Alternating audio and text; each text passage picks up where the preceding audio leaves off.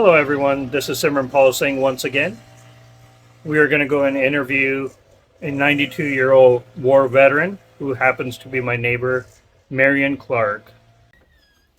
Hello.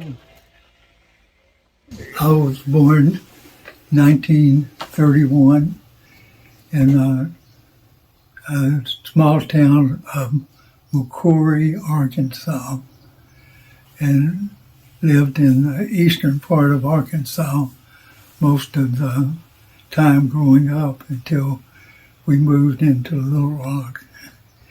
And we were, I guess, part of the poor class. My parents rented, never owned a house, but I have no bad memories of growing up. That was it. The quote, the Depression was 29, and it actually continued until World War II started. And I have 3 brothers and a sister, and I'm the only survivor.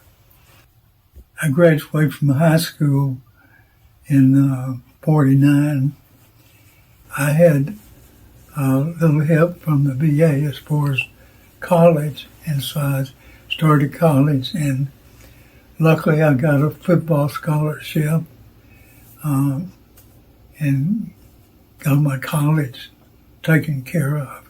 One of the best things that ever happened to me was that we were playing in Little Rock at the War Memorial Stadium. Mm-hmm. And as it so happens, a good friend of mine who played, we played football together. Mm. His girlfriend came to the ball game, and she brought her best friend, Mary.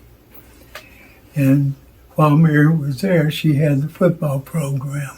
Paul is the girl I'm married, but she picked me out of the program and told her friend that she wanted to meet me. And so that's how that started. And I was 6 years older than her, but we started, first date we had, she was 17, and that was the last date either one of us had with anyone else. And when she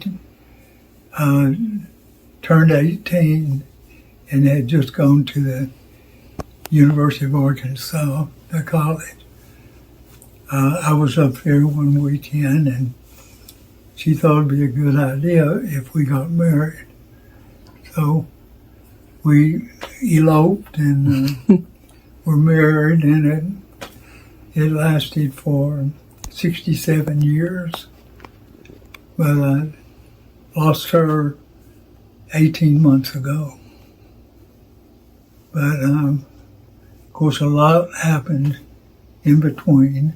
Of course, we had 4 children, and Mary didn't go back to college until our youngest one started school, but she ended up getting a PhD in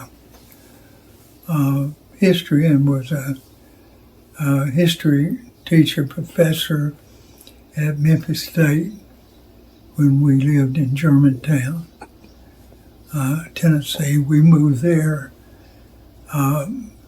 in 78, and one reason we moved is because we had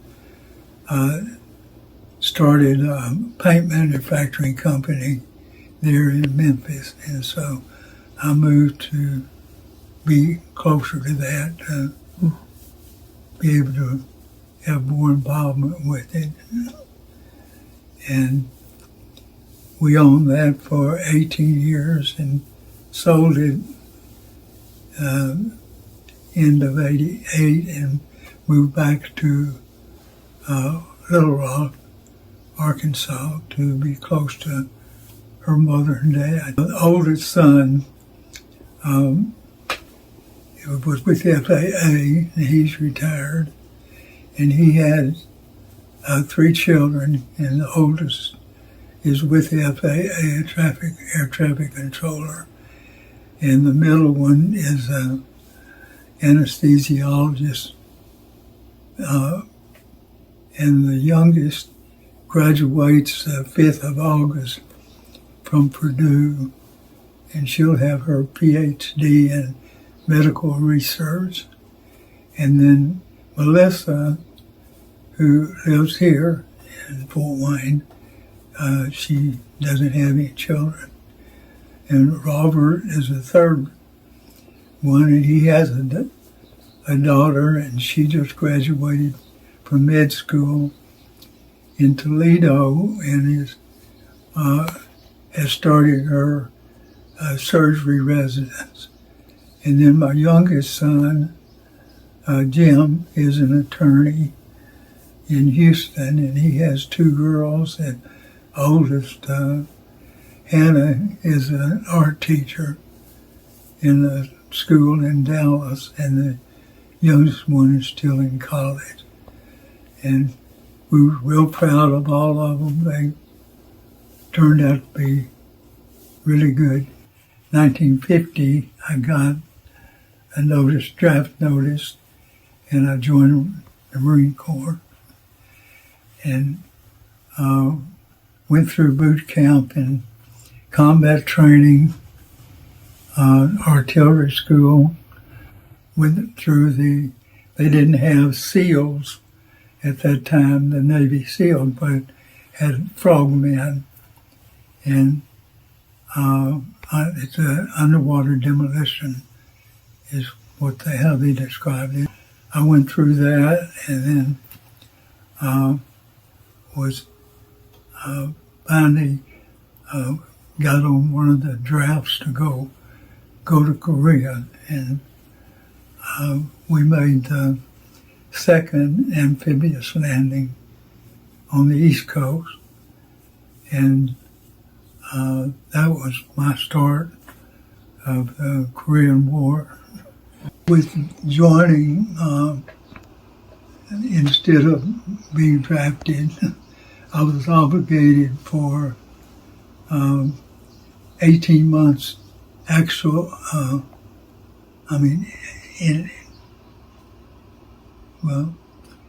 in the Marine Corps and away from home. And then I had to be in reserve for a total of 6 years. And at the end of that, I was living in Little Rock, and I got a commission as a 2nd lieutenant in the Arkansas National Guard. So I transferred from the Marines into the Guard. And I got to be part of a historical thing, the school integration thing in '67. And I was there, got called to active duty for that, but I was over there several days a week, the National Guard, to keep order. And but I resigned my commission in 1960 because that's when I had really started. I graduated from college, and that's when I got my first real job, and was traveling several states. And I worked for that company for about 6 years, and that's when I started my own company, and I never worked for anybody else the rest of my life. So there's some good things about that and bad things, but when you work, um, you try to do a good job and then get a raise.